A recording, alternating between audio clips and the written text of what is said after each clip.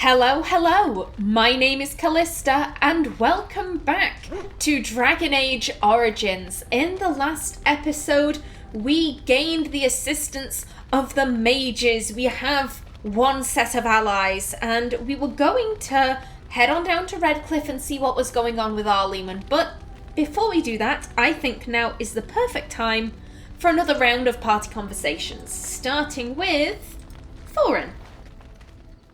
I once heard a really old legend about how the Hound warriors in the days of the old tribes would feed their Mabari the flesh of the Vanquished. Well, that's what I heard anyway. It would sometimes be human flesh. Oh, like you can tell the difference. For all you know, maybe you've already been fed something. Someone. Oh, Alistair, don't be mean to my dog. Don't listen to Alistair, he's full of rubbish. If you've had it and didn't know it, it was probably tasty. I'd never feed you another human being. Don't listen to Alistair, he's full of rubbish. Hey! Well, don't scare my dog then.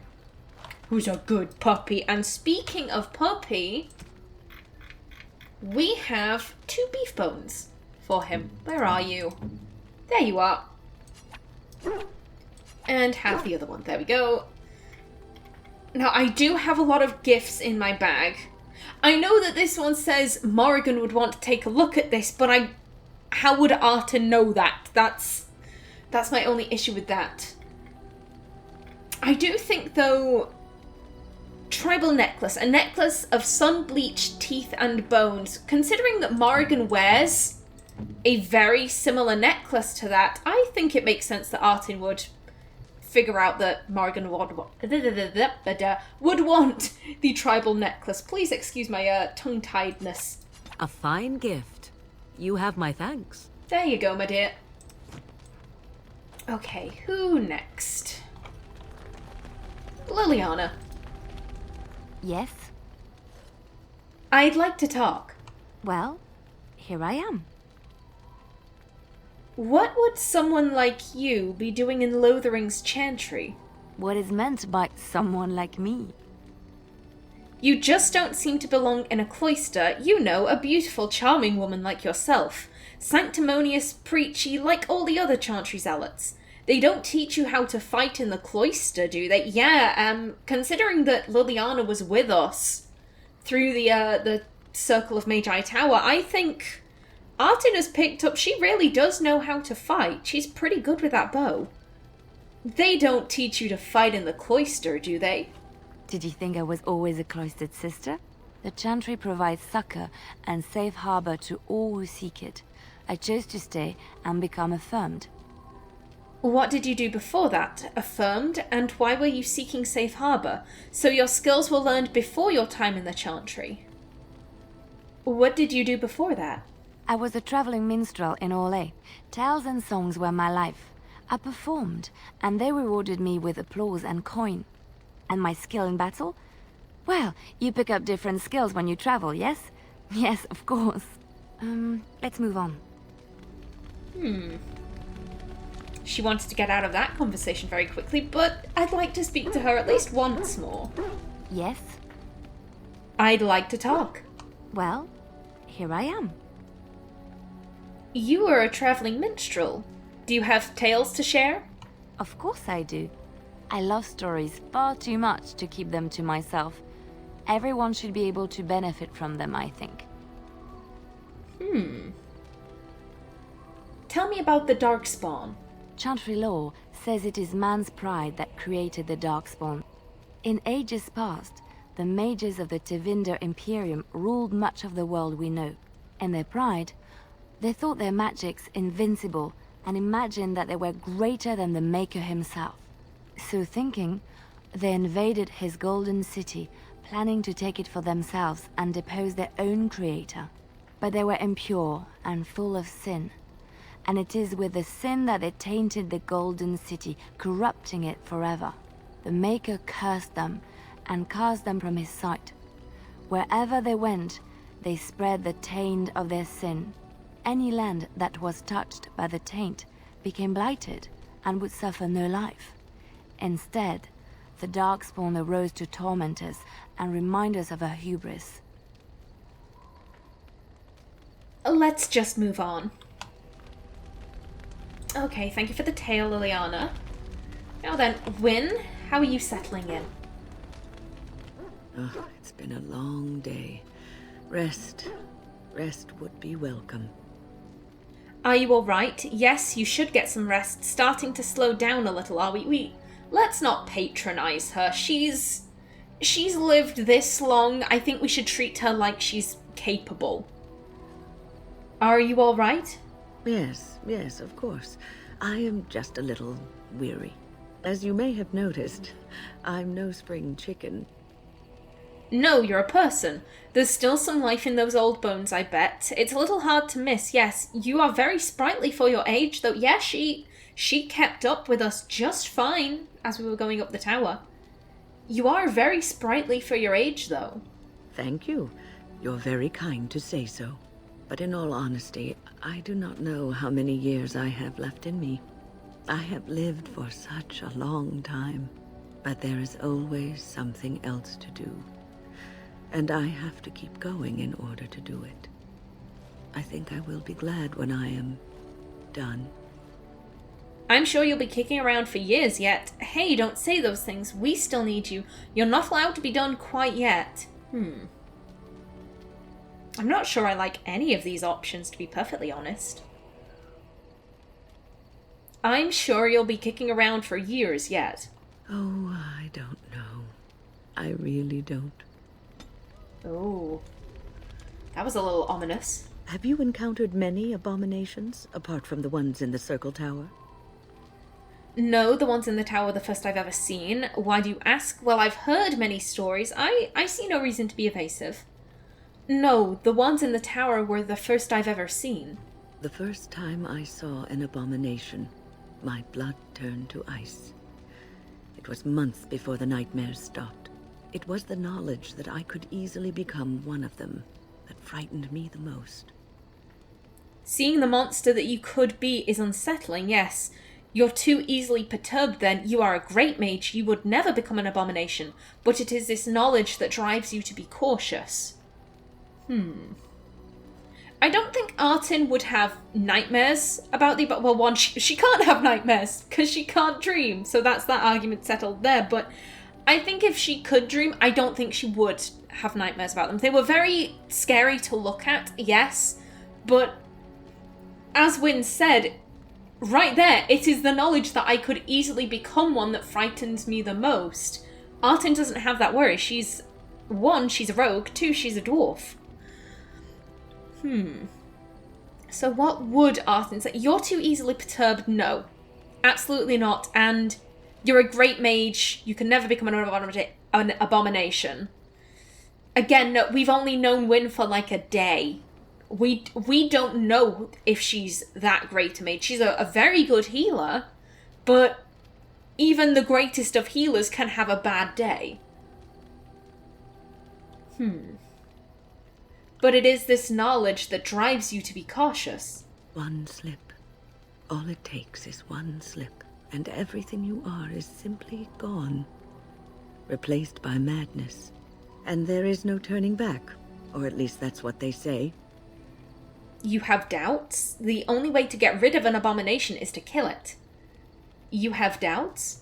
Of late, I have begun to wonder if there is any way an abomination can be cured, or if a mage could be so possessed and still retain their sanity, their humanity. If one retains one's humanity, one is not an abomination.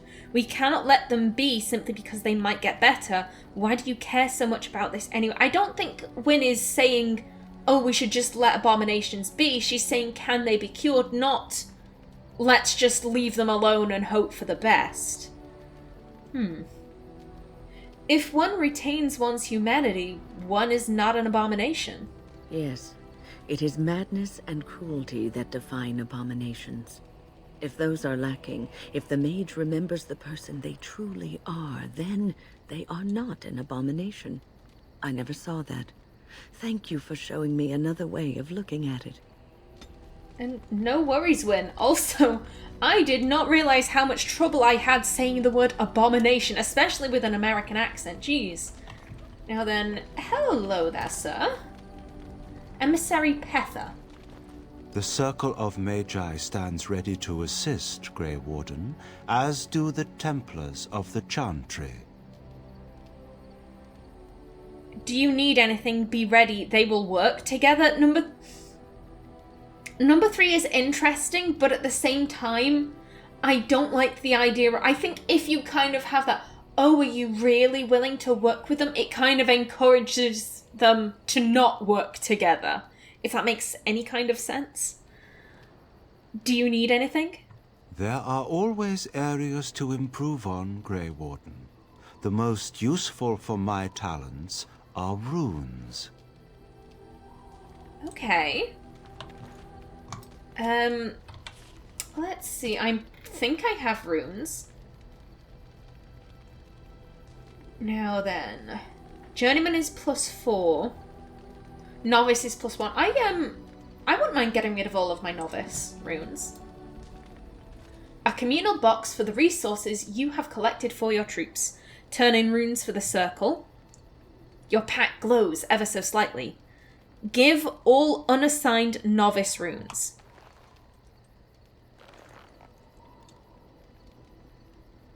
And now we leave. You are wise to invest in the effectiveness of your followers. Thank you, Pether. Okay, now who are we speaking to next? Sten. Yes. I have a question. I am hardly surprised. Why did you come to Ferelden?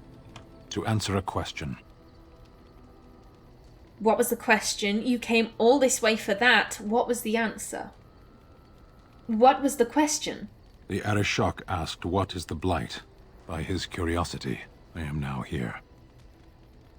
Don't you have to report back then? What's an Arishok? Why would the Qunari care about the Blight? Artin knows a bit about the Qunari, given the fact that Ozma are so close with Tevinter, and the Tevinters are at war with the Qunari. But I'm not sure she'd know what an Arishok is. What's an Arishok? The one who commands the Antam, the body of the Qunari. What does he care about the Blight? So he's your king. I think if he was their king, Sten would have said he's our king. Did you find the answer to his question? Did you find the answer to his question? A portion of it. Don't you have to report back then? What was the answer? Why would the Qunari care about the Blight? Don't you have to report back then? Yes. So what are you still doing here then? When are you going to do that? Well, I can see you're right on top of that. When are you going to do that? Never. I cannot go home. Why not? I'm sorry. Well, you can stay with us. Sten is very closed off, and I think Artin's kind of accepted that Sten will say what Sten wants to say in his own sweet ass time. So I don't think she'd be willing to pry. She does kind of consider, especially with Sten, she kind of considers the group she's building kind of is like his Legion of the Dead. He killed those farm holders. And as far as I'm aware, you stay with the Legion of the Dead until your death, so...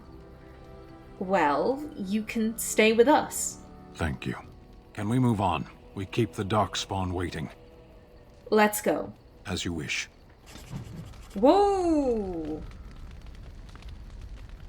Okay, Sten. Plus 27. Is Sten at the highest? Except for Thorin, of course. Plus 27. Plus 19. Plus 25. Plus 9. +2. Yeah! Sten likes us the most. And his codex got updated?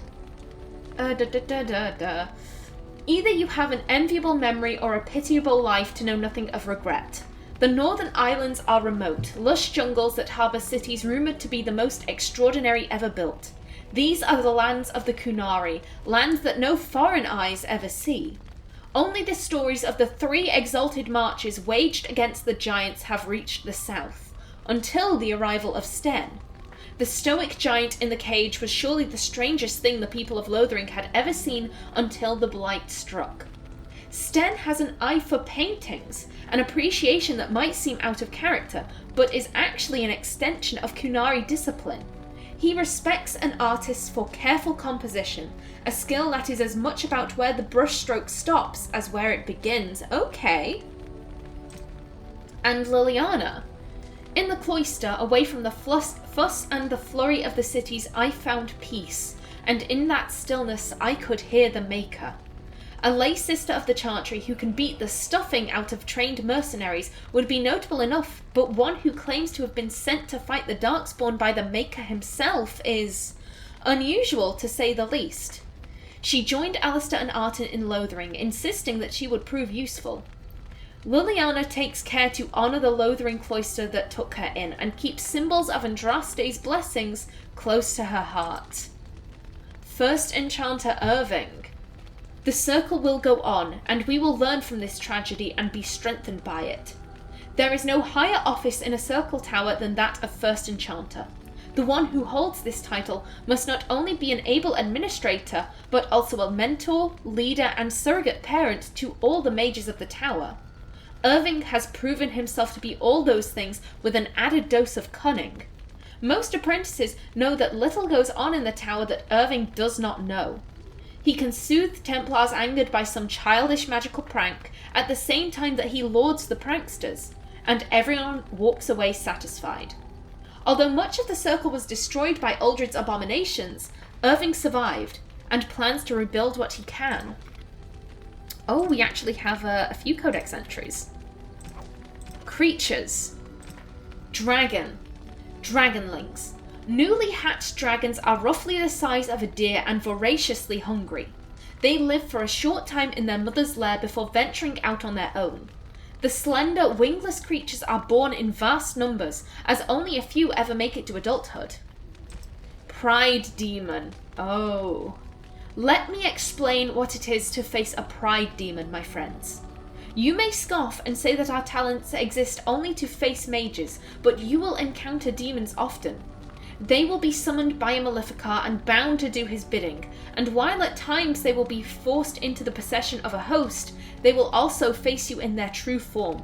A powerful opponent indeed, do not underestimate it. Pride is powerful and intelligent. When we have encountered one in its true form, its most common attacks are bolts of fire and ice. Fire they will use to burn an opponent, and the magical flame will combust anything you wear regardless of make. Ice they will use to freeze an opponent in place. Be cautious, for they enjoy employing this against warriors in particular. More than one group of Templars has made the mistake of attempting to overwhelm a Pride Demon and suffered the consequences, believe me. And if you think that having the aid of other mages will assist you, you are wrong. Pride Demons can render themselves immune to magic for short times, and are adept at dispelling magic that is cast upon you, as much as we Templars are able to disrupt spells. Think on that for a moment, my friends. Be wary of how prideful you become, lest you find too much in common with such a fiend. Transcript of a lecture given by Varen, Templar Commander of Tantervale, 686 Steel. And Wisp.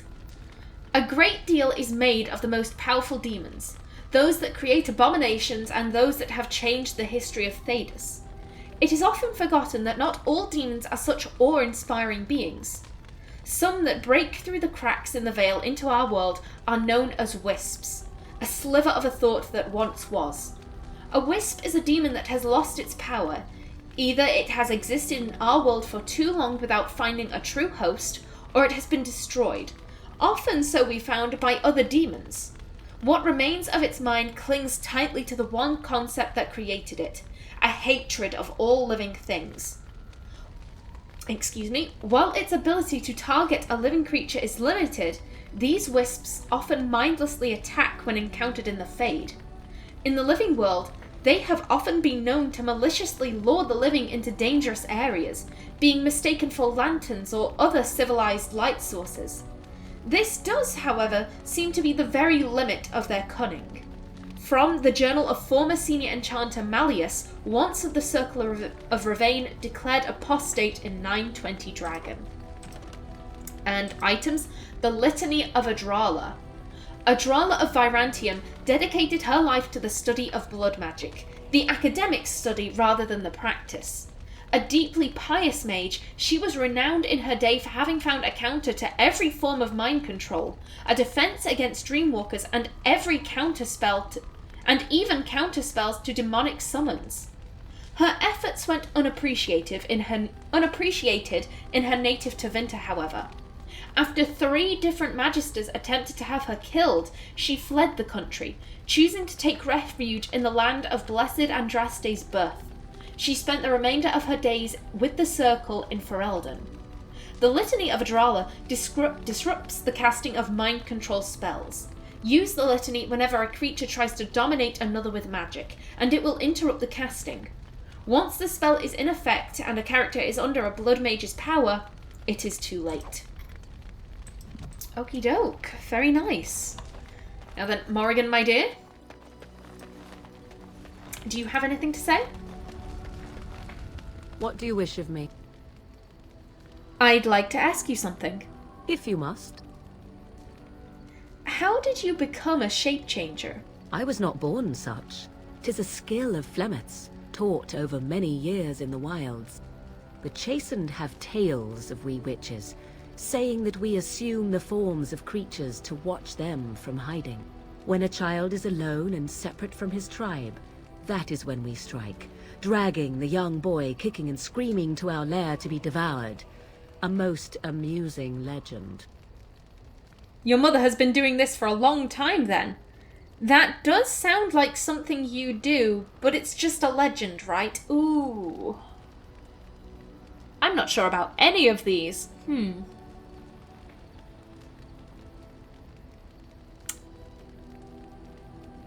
Not number 1. That's a bit too snide for Artin's taste.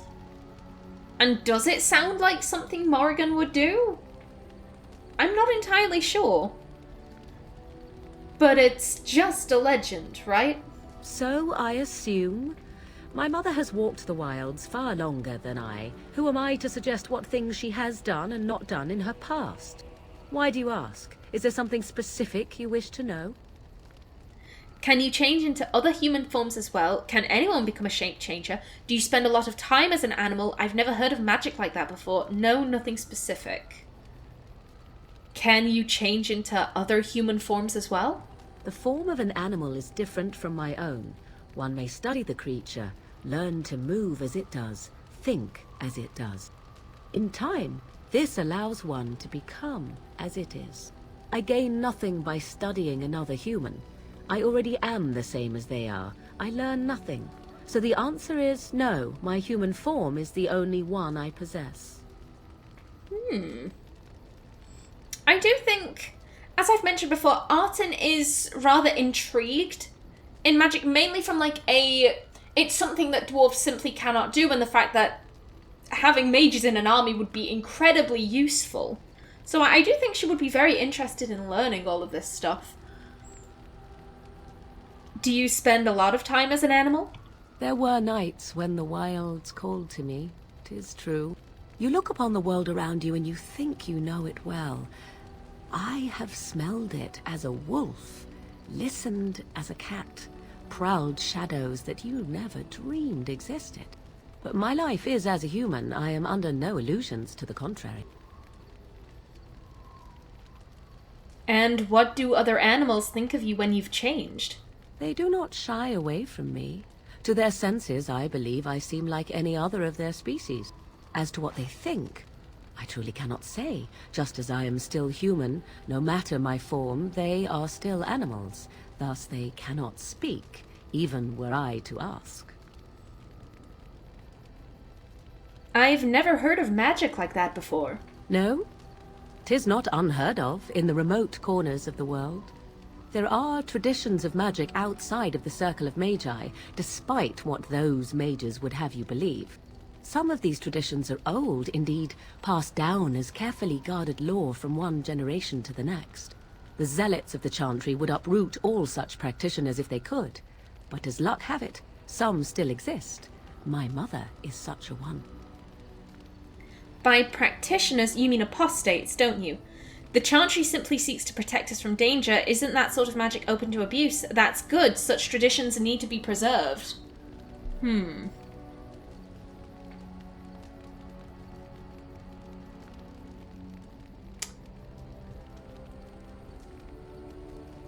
Not number 2.